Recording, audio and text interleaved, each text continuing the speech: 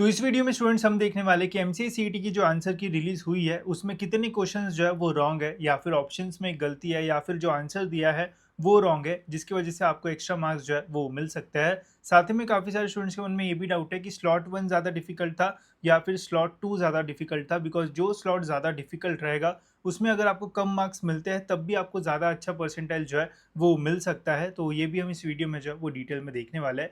तो सबसे पहले तो यार अभी मेरे पास जो है वो slot one and slot two दोनों की जो आंसर की है वो अवेलेबल है। तो पहले हम ये देख लेते हैं कि कौन सा स्लॉट जो है वो ज़्यादा डिफिकल्ट था, ताकि आपको एक क्लैरिटी आ जाए कि यहाँ पे कम मार्क्स भी मिले तो भी ज़्यादा परसेंटाइल जो है वो मिल सकता है। तो देखो मैथ्स के क्वेश्चंस अगर देखे जाएगा इस, तो मैथ्स जो है वो दोनों में जो है वो थोड़ा टफ साइड पे ही हमें जो है वो देखने को मिल रहा है। तो यहाँ पे तो ज़्यादा जो है वो समझ में नहीं आता कि यार ये बहुत ज़्यादा टफ था या फिर ये बहुत ज़्यादा ईजी था। दोनों स्लॉट में मैथ्स जो है वो almost medium to difficult level के आसपास ही था। एक दो क्वेश्चन ही ऐसे थे जो कि बस देखते बराबर जो है वो समझ में आ रहा था कि ये आंसर रह सकता है। बाकी तो मैक्सिमम क्वेश्चंस के आंसर जो है वो थोड़े डिफिकल्टी थे निकालना। वही दोस्तों अगर आप लॉजिकल का सेक्शन देखोगे तो यहाँ पे जो है वो असली आपको जो डिफरेंस है वो देखने को मिलेगा। यह दोस्तों स्लॉट वन का पेपर, ठीक है। तो स्लॉट वन में यहाँ पे मैं लॉजिकल ओपन करता हूँ, आपको दिखाता हूँ कि किस टाइप के जो क्वेश्चन है वो पूछे गए एंड क्या डिफरेंस आपको जो है वो दोनों में देखने को मिलेगा, ठीक है। अब ये देखो, ये है लॉजिकल का पेपर स्लॉट वन का, यह है पहला क्वेश्चन जिसमें बोला है कि कैट जो है वो ऐसा रिटर्न किया है तो डॉग जो है वो किस तरह से जो है वो लिखा जाएगा, ठीक है। बहुत ही चिंदी क्वेश्चन था, कोई भी इसे जो है वो सॉल्व कर पाता। वही स्लॉट टू में गाइज आप देख सकते हो, पहला लॉजिकल का क्वेश्चन क्या है। Excluding stoppages the speed of bus is 54 kilometre and including stoppages it is 45 kilometre, how many minutes. तो थोड़ा कैलकुलेशन वाला क्वेश्चन था, ठीक है। सेकंड क्वेश्चन अगर हम स्लॉट टू का देखते हैं तो कुछ इस टाइप का जो क्वेश्चन है वो आया था, मतलब सिटिंग अरेंजमेंट में आता है एंड देख सकते हो क्वेश्चन की जो लेंथ है वो क्या है। वही स्लॉट वन का क्वेश्चन आप देखोगे तो सिंपल क्या है क्वेश्चन, देखो बहुत ही खत्म क्वेश्चन था। A man walks 5 kilometre south, ठीक है, देन 5 किलोमीटर ईस्ट, देन क्या बोला है डिस्टेंस फ्रॉम द स्टार्ट, ठीक है। तो बस ये वाला जो डिस्टेंस है वो निकालना है, ठीक है। तो यहाँ पे एंगल बना है, ये दोनों आपको जो है वो दिया गया है। पाइथागोरस थ्योरम अगर आप लगाओगे तो इजीली आपका यहाँ पे आंसर जो है वो बन जाएगा, जो कि ये जो है वो आता है, ठीक है। तो बहुत ही सिंपल क्वेश्चन था वही स्लॉट टू में। और नेक्स्ट क्वेश्चन आप देखोगे तो यहाँ पे भी ये वाला जो क्वेश्चन है वो काफ़ी लंबा चौड़ा, तो इसी से रिलेटेड यहाँ पे तीन चार क्वेश्चन जो है वो आए थे, आप देख सकते हो यहाँ पे। फिर है when the all digits in each of the given numbers are arrange in ascending order which number, ठीक है। तो ऐसा कुछ क्वेश्चन, ये मिसिंग नंबर वाला ये वाला जो है ईजी था। फिर यहाँ पे mind becomes this then argue become this, तो यहाँ पे जो क्वेश्चंस थे वो थोड़े लेवल पे मुझे जो है वो डिफिकल्ट लगे as compare to slot one. Slot one में एकदम स्ट्रेट फॉरवर्ड क्वेश्चन थे। जैसे यहाँ पे देखो ब्लड रिलेशन भी मुझे बहुत डिफिकल्ट लगता था पहले, बट एमसीए के क्वेश्चन देख के तो मुझे बहुत ईजी लगा। देखो यहाँ पे बहुत ही सिंपली आप जो है वो इसका आंसर जो है वो निकाल पाते। ये देखो eight three angle between hour and minute hand, बस ये पूछा गया, बहुत ही सिंपल क्वेश्चन थे। बट वही स्लॉट टू में दोस्तों लॉजिकल के क्वेश्चन जो है वो थोड़े टेढ़े थे। कुछ कुछ क्वेश्चन जो है वो इजी थे, बट कुछ क्वेश्चन जो है वो ऐसे थे जहाँ पे सोचने में जो टाइम है वो जा रहा था। तो हाँ, स्लॉट टू का logical as compare to slot one जो है वो थोड़ा जो है वो टफ था स्लॉट टू का। स्लॉट वन का पूरा ही लॉजिकल जो है वो ईजी था। यहाँ पे तो एब्स्ट्रैक्ट में भी आप देख सकते हो ऐसे फिगर्स वगैरह के क्वेश्चन थे। स्लॉट वन में ऐसा कुछ भी नहीं था, स्ट्रेट फॉरवर्ड क्वेश्चन थे एंड बहुत ही इजीली जो है वो सॉल्व कर पाते हैं आप, ठीक है। बाकी इंग्लिश तो मुझे दोनों का जो है वो सिमिलर सही लगा। कंप्यूटर का अगर देखा जाए तो गाइस कंप्यूटर में यहाँ पे आपको जो है वो थोड़ा डिफिकल्टी लेवल जो है वो स्लॉट टू में ज़्यादा जो है वो देखने को मिलेगा। क्यों, वो भी मैं आपको बताता हूँ। जैसे यहाँ पे स्लॉट टू ओपन हो जाए भाई, ठीक है। तो यहाँ पे स्लॉट वन का कंप्यूटर ओपन हो चुका है एंड यहाँ पे भी मैं स्लॉट वन का जो कंप्यूटर है वो ओपन कर देता हूँ, ठीक है। ये चीज़ें आपको पता होनी चाहिए, नहीं तो फिर बाद में बोलोगे कि हमें तो समझ में नहीं आया कि क्यों आपने टफ बोला या फिर ईजी बोला, ठीक है। तो कंप्यूटर खुल जा, कहाँ गया, ये रहा, ठीक है। अभी कंप्यूटर कॉन्सेप्ट में देखो दोस्तों स्लॉट टू में क्वेश्चंस कैसे है, ठीक है। पहले तो ये थेरोटिकल क्वेश्चन हो गया, ये टूज कॉम्प्लीमेंट, ये स्लॉट वन में भी था, इजी था, ठीक है। फिर यहाँ पे देखो what is I triple E, तो आई ट्रिपल ई वाले क्वेश्चन ये पढ़ते हैं काफ़ी सारे लोग, बट कुछ जिन्होंने नहीं पढ़ा होगा तो यहाँ पे गेस भी आप नहीं कर पाओगे। फिर है यहाँ पे डिजिटल लॉजिक, तो ऐसा सिमिलर क्वेश्चन बुलियन वाला स्लॉट वन में भी आया था। फिर यहाँ पे देखो which data structure uses LIFO, ठीक है। अगर आपने मेरा कोर्स लिया होगा तो इसके बारे में मैंने जो है वो बताया था, ठीक है। तो ये भी इजी क्वेश्चन था। यहाँ पे कुछ जो कोडिंग वाले क्वेश्चन है वो थे जो कि स्लॉट वन में भी थे, बट नॉर्मल नॉर्मल ही थे, इतना बट यहाँ पे दोस्तों देखो शेड्यूलिंग अल्गोरिदम, डेटा स्ट्रक्चर, वो सारे क्वेश्चन जो है वो पूछे गए थे, जो कि बहुत सारे लोग जो है वो ऐसा सोचते हैं भाई ये तो समझ में नहीं आ रहा, हम नहीं करेंगे। ये मैंने बताया भी था कि ये सारे क्वेश्चन पूछे जा सकते हैं, बट यहाँ पे डेटा स्ट्रक्चर के क्वेश्चंस आए थे, यहाँ पे जो है वो कुछ भी नहीं था। यहाँ पे आपको जो है वो थेरोटिकल क्वेश्चंस थे, डेटा स्ट्रक्चर या फिर एल्गोरिदम वगैरह से रिलेटेड स्लॉट 1 में कुछ नहीं था। स्लॉट 2 में टाइम कॉम्प्लेक्सिटी ऐसे क्वेश्चंस भी जो है वो आए थे, दिखाता हूँ मैं आपको। जैसे कहाँ पे गया टाइम कॉम्प्लेक्सिटी, देखो what is the worst case time complexity to search for an element in the linked list, ठीक है। तो जिन्होंने नहीं पढ़ा होगा वो बिल्कुल भी मतलब अंधा, मतलब उसको समझ में नहीं आएगा भाई कि क्या है टाइम कॉम्प्लेक्सिटी क्या होती है, जिनको कुछ भी नहीं पता होगा। तो ऐसे क्वेश्चन स्लॉट 2 में हमें जो है वो देखने को मिला। जैसे ये देखो, which of the following page replacement algorithm में एग्जिबिट बेडलीज एनोमोली, ठीक है। तो ऐसे कुछ क्वेश्चन थे, जिन्होंने पढ़ा नहीं होगा भाई कुछ भी तुक्का जो है वो नहीं मार पाएगा। बाकी तो फिर यहाँ पे बेसिक क्वेश्चन ही थे, ठीक है, बट कुछ क्वेश्चन थे जो मतलब जिन्होंने पढ़ा नहीं होगा उनको तो कभी समझ में भी जो है वो नहीं आए। जैसे ये देखो, which algorithm is used for deadlock avoidance by ensuring a safe sequence, ठीक है। तो एकदम स्पेसिफिक क्वेश्चन है, अगर आपने कभी देखा नहीं होगा तो डायरेक्ट यहाँ पे आपका जो मार्क है वो चला जाएगा। तो यहाँ पे कुछ डिफिकल्ट क्वेश्चन जो है वो आए थे। बाकी स्लॉट 1 में भी कंप्यूटर के क्वेश्चन जो है वो थोड़े टेढ़े टेढ़े जो है वो पूछे गए थे, बट हाँ as compare to slot 1 slot 2 जो है वो थोड़ा डिफिकल्ट था। तो एक चीज़ समझ लो, स्लॉट 1 में अगर आपको 100 मार्क्स मिलते हैं तो आपको ज़्यादा परसेंटाइल जो है वो मिलने के चांसेस रहेंगे, वही अगर सेम 100 मार्क्स स्लॉट 1 वाले को मिलते हैं तो, ठीक है, क्योंकि नॉर्मलाइजेशन होगा एंड डिफिकल्टी लेवल स्लॉट 2 की ज़्यादा लग रही है। तो सपोज़ मैं बोल रहा हूँ कि सपोज़ यहाँ पे 100 मार्क्स अगर आपको मिलते हैं तो स्लॉट 1 में 90 परसेंटाइल मिलेगा, तो हो सकता है स्लॉट 2 वाले को जो है वो 91 92 मिल जाए, ऐसे होने के चांसेस जो है वो रह सकते हैं, ठीक है। तो ये हो गया हमारा डिफिकल्टी लेवल का। अब देखते हैं दोस्तों कि कितने रॉन्ग क्वेश्चंस जो है वो आए थे हमारे स्लॉट 1 एंड स्लॉट 2 में, एंड कितने एक्स्ट्रा मार्क्स आपको जो है वो मिल सकते हैं, ठीक है। उसके पहले दोस्तों अगर आपको देखना है कि कितने कॉलेजेस है, कौन सा कॉलेज आपको कितने परसेंटाइल पे मिल सकता है, तो मैंने कॉलेजेस की लिस्ट जो है वो डाल दिया है, वो आप ले सकते हो, उससे काफ़ी हेल्प आपकी हो जाएगी। यहाँ पे डिस्ट्रिक्ट वाइज भी है, एंड आप सिंपली अगर मुंबई के देखना है मुंबई पे क्लिक करो, यहाँ पे आपको मुंबई के सारे कॉलेजेस जो है वो देखने को मिल जाएंगे। एंड टॉप कॉलेजेस जो भी ऑटोनॉमस है वो रेड कलर में है, उनका परसेंटाइल रैंक वगैरह आपको यहाँ पे देखने को मिल जाएगा। साथ ही में इसके अलावा यहाँ पे अभी मैंने कॉलेज रिव्यूज़ भी जो है वो ऐड करना शुरू कर दिया है। जैसे यहाँ पे अभी VGTI का अपलोड किया है, बाकी सारे भी जल्दी यहाँ पे अपलोड होना शुरू हो जाएंगे। तो कॉलेजेस के बारे में सारी डिटेल्स आपको मिल जाएगी, जैसे कितना फ़ीस है, कहाँ पे कॉलेज लोकेटेड है, हॉस्टल है या फिर नहीं, फिर कट ऑफ कैटेगरी वाइज कितना जाता है, फिर उसके बाद प्लेसमेंट्स कैसे है, एंड और भी बहुत सारी डिटेल्स इसमें हम जो है वो इंक्लूड कर देंगे, ताकि एक सिंपल चीज़ लेके आप सारी चीज़ें जो है वो इजीली जो है वो देख पाओ। बाकी कॉलेज के एडमिशन प्रोसेस के लिए जो काउंसलिंग प्रोसेस है वो भी लॉन्च कर दिया है। अगर आपको एडमिशन प्रोसेस के बारे में आइडिया नहीं है, पता नहीं है कि कौन से डॉक्यूमेंट्स आपको बनाना है, तो सारी चीज़ें इसमें जो है वो कवर की जाएगी। यहाँ पे मैंने सब कुछ मेंशन किया है कि क्या क्या कवर करने वाले हैं, एंड हर साल हम करते, कभी भी किसी को भी प्रॉब्लम नहीं आता है। ट्रस्टेड सोर्स है, एंड यहाँ से आपको सारी चीज़ें टाइम पे पता चलेगी, तो कभी भी आपको प्रॉब्लम नहीं होगा। प्रॉपरली स्कॉलरशिप के लिए कैसे अप्लाई करना है सब कुछ मिलेगा, तो कोई प्रॉब्लम नहीं होगा, ठीक है। तो यहाँ पे आप पढ़ लो क्या क्या हम देने वाले हैं, उसके बाद आप इसमें एनरोल कर सकते हो। बाकी लिंक आपको जो है वो डिस्क्रिप्शन में जो है वो मिल जाएगी। अब देखते हैं कि रॉन्ग क्वेश्चन हमारे जो है वो कौन से थे। पहले मैथ से हम जो है वो स्टार्ट करते हैं। अब ये सारे क्वेश्चन देखो मुझे कुछ स्टूडेंट्स ने भेजे, ठीक है, बाकी मैंने कुछ स्टूडेंट्स कुछ पेपर तो मैंने भी दिया था, तो मुझे भी कुछ क्वेश्चन जो है वो दिखे थे, तो वो सारे मैं आपको जो है वो बताता हूँ यहाँ पे, ठीक है। तो यहाँ पे मैंने मार्क वगैरह किया था। तो पहला क्वेश्चन दोस्तों ये वाला जो है वो रॉन्ग है।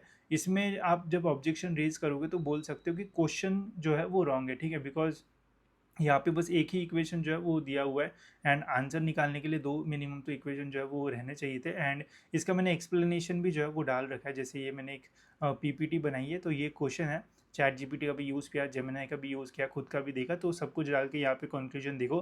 तो क्वेश्चन सीम्स इनकरेक्टली प्रिंटेड और missing information as shown the answer key option can not be confidently justified, ठीक है। उसके पीछे क्या रीज़न है वो भी यहाँ पे जो है वो दे रखा है, ठीक है। तो अगर आपको रेफर करना होगा तो देख सकते हो, ये मैं अपने व्हाट्सएप ग्रुप्स में जो है वो डाल दूंगा, ठीक है।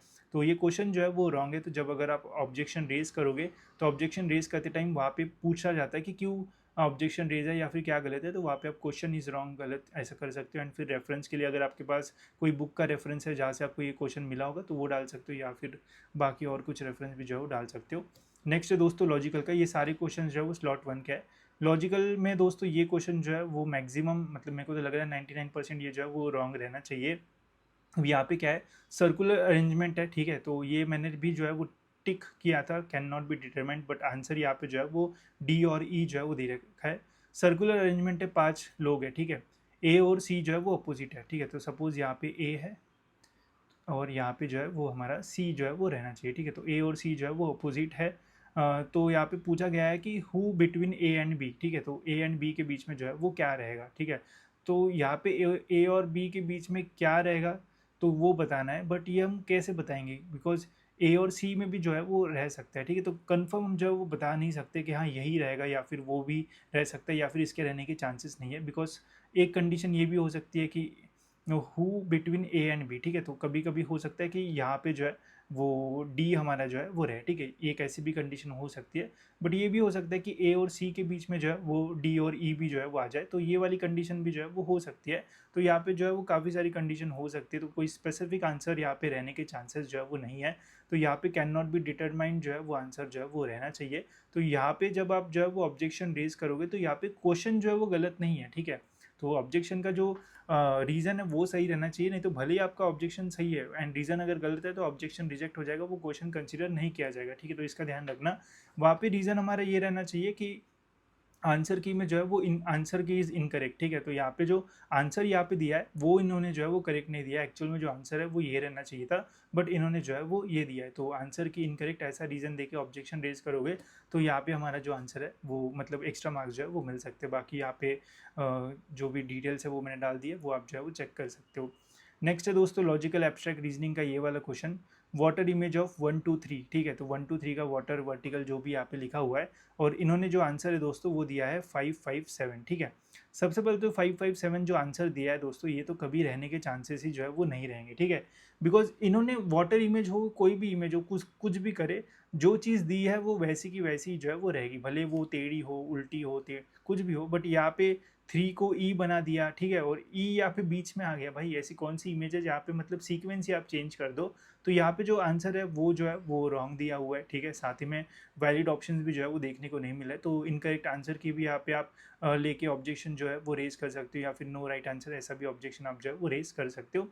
ये तो मतलब बिल्कुल भी जो है वो नहीं रहना चाहिए, गलती से अगर ये भी दे देते हो तो भी हम ठीक मानते, बट ये तो एकदम ही मतलब गलत आंसर यहाँ पे जो है वो दे रखा है, ठीक है। तो इसके ऊपर भी आप रेज कर सकते हो।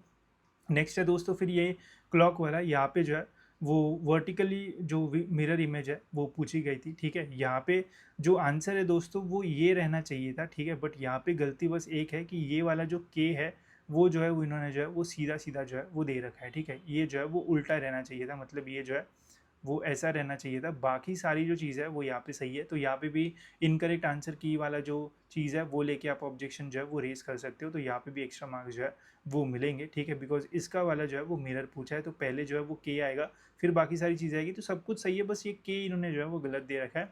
तो यहाँ पे आप जो है वो रेज कर सकते हो। अब देखो बहुत सारे लोग एक ही चीज़ के ऊपर ऑब्जेक्शन रेज करने का कोई फ़ायदा नहीं है, एक क्वेश्चन पे ऑब्जेक्शन रेज कोई भी बच्चा करता है तो उस पूरी शिफ्ट को जो है वो फ़ायदा होता है। तो मैंने ग्रुप वगैरह बनाया, अगर कोई ऑब्जेक्शन रेज कर रहा होगा तो उसी को सेम क्वेश्चन के ऊपर रेज मत करो, या फिर 1000 रुपये तो 10 12 लोग मिलके एक ही क्वेश्चन के ऊपर अगर रेज करना है तो सब जो है वो थोड़े थोड़े पैसे देके आप जो है वो वैसा भी कर सकते हो, वो भी जो है वो बेनिफिशियल रहेगा। नहीं तो एक ही क्वेश्चन के ऊपर 10 लोग कर रहे, 1000 1000 रुपये 10,000 रुपये हो गए, एंड एक क्वेश्चन वैसे भी वो ठीक है बोल देंगे हाँ सबको मार्क्स मिलेंगे, तो यार 10,000 रुपये फालतू चले जाएंगे। तो ये वैसे भी मैंने ग्रुप्स वगैरह बनाए हैं तो वहाँ पे भी आप बात कर सकते हो, या फिर आपके जो भी दोस्त होंगे उनके मिला के आप कॉन्ट्री करके भी जो है वो कर सकते हो, ठीक है। नेक्स्ट है फिर दोस्तों यहाँ पे एब्स्ट्रैक्ट का ही ये वाला क्वेश्चन, ठीक है। अब यहाँ वाला ये देख सकते हो सर्कल इनसाइड स्क्वायर, ठीक है। सर्कल इनसाइड स्क्वायर मतलब एक स्क्वायर है उसके अंदर एक जो है वो सर्कल है, फिर है ट्रायंगल, फिर क्या है अ ट्रायंगल इनसाइड सर्कल, ठीक है। तो सर्कल के अंदर एक ट्रायंगल है वो यहाँ पे बोला गया है, फिर है अ स्क्वायर इनसाइड ट्रायंगल, ठीक है। ट्रायंगल के अंदर जो है वो स्क्वायर है, और फिर बोला है सर्कल इनसाइड अ ट्रायंगल, ठीक है। ट्रायंगल के अंदर जो है वो एक सर्कल है, ठीक है। तो यहाँ पे हमें ऑड फिगर जो है वो फाइंड करना है, तो ऑड फिगर में यहाँ पे इन्होंने जो आंसर है वो दिया है शेप इनसाइड शेप। तो भाई ये क्या ही आंसर बन गया, मतलब शेप इनसाइड शेप, चारों शेप में शेप के अंदर शेप है, तो ये आंसर में क्या ऑड आउट है। इसमें भी शेप के अंदर शेप है, इसमें भी है, इसमें भी है, तो इसमें ऑड क्या है, ठीक है। तो ये यहाँ पे जो है वो डिफाइन नहीं हो रहा कि इसमें ऑड क्या है, तो इसलिए दोस्तों ये आंसर तो जो है वो बिल्कुल भी जो है वो नहीं रहना चाहिए। Circle with in a square, ठीक है, मतलब ये कुछ भी हो सकता है, बट ये वाला जो आंसर है वो बिल्कुल भी जो है वो नहीं रहना चाहिए। तो यहाँ पे भी इनकरेक्ट आंसर का आप ऑब्जेक्शन जो है वो रेज कर सकते हो, because shape inside shape is not a odd, वही तो एक सिमिलैरिटी हमें जो है वो देखने को मिल रही है चारों इसमें, बाकी तो फिर अलग अलग चीज़ें ही है। तो ये आंसर जो है वो नहीं रहना चाहिए, एंड यही आंसर जो है वो यहाँ पे दे रखा है, तो इसके ऊपर भी ऑब्जेक्शन रेज हो सकता है।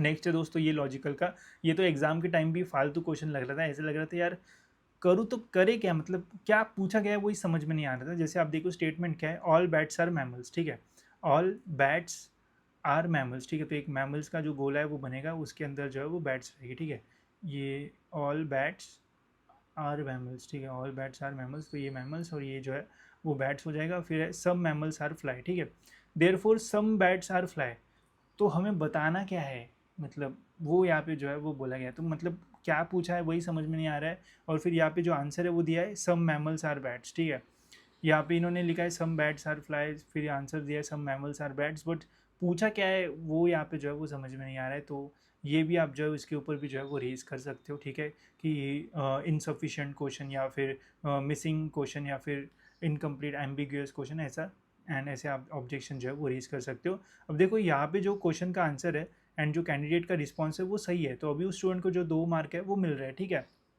अब यहाँ पे जो नुकसान है वो पता है किसका होगा, ऐसे बच्चा जिसका आंसर ये राइट है उसका जो नुकसान है वो होगा, एंड ऐसे बच्चे जिनका आंसर रॉन्ग होगा उनका फ़ायदा होगा। क्यों? क्योंकि देखो अभी के कंडीशन में अभी ऑब्जेक्शन इसके ऊपर जो है वो रेज नहीं हुआ है, तो जिन बच्चों का ये क्वेश्चन का आंसर राइट है उनके तो मार्क्स ज़्यादा है, एंड जिनको रॉन्ग आंसर है ये तो उनके जो मार्क्स है वो कम है। बट जैसे ही सारी चीज़ें सेम हो जाएगी, जैसे ऑब्जेक्शन रेज करोगे तो बोल दिया जाएगा CET सेल की स्लॉट 1 में इस क्वेश्चन में सभी स्टूडेंट्स को जो है वो एक्स्ट्रा मार्क्स मतलब 2 मार्क्स जो है वो मिलेंगे। तो इस भाई को पहले से ही मिल रहे थे 2 मार्क्स, तो वो तो उसको मिलेंगे ही, बट जिसको नहीं मिल रहे थे उसको भी मिल जाएंगे, तो उसके मार्क्स बढ़ेंगे। जिसका पहले से राइट है उसका तो जो है वो सेम ही रहेगा। तो यहाँ पे जो है जिसके करेक्ट हुए उनका जो है वो लॉस होगा, जिनका इनकरेक्ट हुआ है उनका जो है वो फ़ायदा होगा, ठीक है, तो ऐसा है। देन है दोस्तों ये वाला क्वेश्चन, ये वाला क्वेश्चन भी जो है वो 100% जो है वो मतलब इस पे ऑब्जेक्शन आप रेज कर सकते हो। यहाँ पे जो आंसर है दोस्तों वो दिया हुआ है ऑल, मतलब सारे ऑप्शंस जो है वो राइट है। हेक्साबाइट मैंने यहाँ पे जो है वो लिखा हुआ है, हेक्साबाइट मतलब जो है वो दोस्तों होता है 10⁻18, ठीक है, 10 जो है वो 18 होता है। यहाँ पे 1 ज़ेटाबाइट मतलब जो है वो 10 जो है वो 21 होता है, और उसको डिवाइड करेंगे अगर हम 1000 से, 1000 मतलब होता है हमारा 10⁻3, ठीक है, तो अगर डिवाइड करेंगे तो इसका आंसर जो है वो ये आता है, ठीक है। फिर पेटाबाइट मतलब 1:15 होता है, एंड उसको मल्टीप्लाई करेंगे 1000 से तो वो वापस 1:18 जो है वो हो जाएगा, ठीक है, तो ये दोनों जो ऑप्शन है वो करेक्ट है। अब यहाँ पे दोस्तों आप देख सकते हो ये वाला ऑप्शन जो है वो दे रखा है, ठीक है, तो यहाँ पे हो सकता है इनकी कुछ टाइपिंग मिस्टेक हो या फिर डायरेक्ट क्वेश्चन को कॉपी कर दिया जिसकी वजह से फॉर्मेटिंग सही से नहीं हुई। अगर ये वाला जो ऑप्शन है ये कुछ ऐसा होता 10⁻18, तो फिर हमारा ये वाला जो आंसर है ऑल ऑफ द अबव ये जो है वो सही रहता, ठीक है, बिकॉज फिर तीनों ऑप्शन जो है वो ये वाला चीज़ जो है वो बना रहे होते, ठीक है। बट यहाँ पे 1018 बाइट्स जो है वो दिया है, जो कि सीधा सीधा समझ में आ रहा है भाई ये तो रहना नहीं चाहिए इसके इक्विवेलेंट, बिकॉज ये तो गलत है, ठीक है। तो ये वाला जो ऑप्शन है वो गलत है, जिसकी वजह से ये वाला जो आंसर है वो हमारा जो है वो गलत रहेगा। तो यहाँ पे भी सभी को जो है वो 2 मार्क्स जो है वो एक्स्ट्रा जो है वो मिलने के मैक्सिमम चांसेस जो है वो लग रहा है। अब देखते हैं CET सेल इसके ऊपर क्या अपडेट देता है, एंड अगर इसके ऊपर ऑब्जेक्शन रेज हुआ तो ही इसको जो है वो कंसिडर किया जाएगा, ठीक है। तो ये सारे थे हमारे स्लॉट 1 के। कुछ बच्चों ने वो वाला भी भेजा था मैथ्स का 1 - sin θ वाला, बट वो मैंने चेक किया तो मुझे तो वो सही निकल के दिख रहा था, ठीक है। आप बाकी आप भी जो है वो देख सकते हो एक बार कि क्या है। इसके अलावा स्लॉट 2 में भी काफ़ी सारे स्टूडेंट्स ने क्वेश्चंस जो है वो भेजे थे, ठीक है, बट मैंने जितना चेक किया तो मुझे तो मतलब ऐसा स्पेसिफिक रॉन्ग जो है वो नहीं मिला जितना भी मैंने चेक किया। अगर आपको और कुछ क्वेश्चंस वगैरह मिलते हैं तो आप ज़रूर जो है वो उनके ऊपर ऑब्जेक्शन रेज कर सकते हो। बाकी ऐसे ही किसी के ऊपर भी जो ऑब्जेक्शन है वो रेज मत करो, पहले देखो कि रीज़न क्या हमें डालना है, नहीं तो सही ऑब्जेक्शन रेज करने के बाद रीज़न गलत दोगे तो वो कंसिडर जो है वो नहीं किया जाएगा, ठीक है। तो स्लॉट 2 तो मैक्सिमम सही जो है वो दिख रहा है, स्लॉट 1 में ही ज़्यादा जो मिस्टेक्स है वो देखने को मिली है। बाकी स्लॉट 2 में अगर आपको कुछ मिलता है तो ज़रूर आप कमेंट्स में जो है वो बता सकते हो, एंड फिर जल्दी हमारा ऑब्जेक्शन का भी जो रिजल्ट है वो लग जाएगा, तो वैसे मैं आपको जो है वो टाइम पे अपडेट कर दूंगा। एंड गाइज मैं आपको रिक्वेस्ट करूंगा कि अगर आपको काउंसलिंग चाहिए तो अभी से ले लो, बिकॉज अभी मैं कुछ दिनों के बाद जो है वो स्टार्ट कर दूंगा जिसमें बताऊंगा फिर कि कौन से आपको जो डॉक्यूमेंट्स वगैरह वो लगेंगे। वो चीज़ जो है वो बहुत इंपॉर्टेंट है, अगर आपके पास डॉक्यूमेंट्स रहता है तो एडमिशन के टाइम आपको कट ऑफ्स में भी बेनिफिट्स मिलता है, स्कॉलरशिप भी जो है वो मिलती है, एंड अच्छे कॉलेज मिलने के भी चांसेस रहते हैं। तो अभी से अगर आप डॉक्यूमेंट्स बनाने डालोगे तो ज़्यादा बेटर होगा, बिकॉज जब इंजीनियर इंजीनियरिंग वगैरह की सीईटी खत्म हो जाती है तो बहुत सारे बच्चे एक साथ डॉक्यूमेंट्स बनाने जाते हैं तो बहुत प्रॉब्लम जो है वो हो सकता है। बाकी इसमें बहुत सारी चीज़ें मिलेगी। ये हर साल इसका जो प्राइस है वो 1500 रुपीज़ जो है वो रहता है, आप देख सकते हो लास्ट ईयर। इस साल हमने कम रखा है ताकि मैक्सिमम स्टूडेंट्स इसका एडवांटेज ले पाए, उनको समझ में आ पाए कि एडमिशन प्रोसेस होती कैसी है, तो इनका एडवांटेज लेके आप ज्वाइन कर सकते हो ताकि स्टार्टिंग से ही आपको जो है वो हेल्प हो। जैसे मैंने मॉक टेस्ट वगैरह भी निकाली थी, बहुत सारे बच्चों ने स्टार्टिंग में लिया था, उनको बहुत फ़ायदा हुआ। बहुत सारे ऐसे भी बच्चे थे जिन्होंने एग्जामिनेशन के 2 दिन पहले जो है वो बाय किया था। प्राइस दोनों को जो है वो सेम देना था, बट फ़ायदा जो है वो जिन्होंने पहले बाय किया उनको हुआ था। सो आई विल सजेस्ट कि इसमें आप पैसे इन्वेस्ट करोगे तो आपको एडमिशन में बिल्कुल भी जो प्रॉब्लम है वो नहीं आएगा। एंड स्पेशली जिनको अच्छे मार्क्स मिले हैं उनको जो है वो ज़्यादा पहले जो है वो ज्वाइन करना चाहिए। जिनको बहुत ही कम मिला है तो वो इतना सीरियसली नहीं लेंगे, बट अच्छा मार्क्स मिला है तो फिर अच्छे कॉलेजेस भी आपको जो है वो मिलने चाहिए। बस फॉर्म फिलिंग में मिस्टेक हुई उसके वजह से अच्छा कॉलेज नहीं मिला, ये जो है वो नहीं होना चाहिए। तो उससे बचने के लिए आप काउंसलिंग में जो है वो ऐड हो सकते हो एंड पूरी प्रोसेस जो है वो कवर की जाएगी, ठीक है। एंड इसके बारे में जल्दी अपडेट किया जाएगा कि क्या सारी चीज़ें होगी। व्हाट्सएप ग्रुप भी इसमें आपको मिल जाएगा जिसमें हम बात वगैरह भी जो है वो करेंगे, ठीक है। तो होप सो आपको चीज़ें जो है वो क्लियर हो गई होगी। कुछ डाउट्स होंगे तो आप कमेंट्स में पूछ सकते हो। फिलहाल दोस्तों इस वीडियो में इतना ही रखते हैं, मिलते हैं ऐसी और एक इन्फॉर्मेटिव वीडियो में।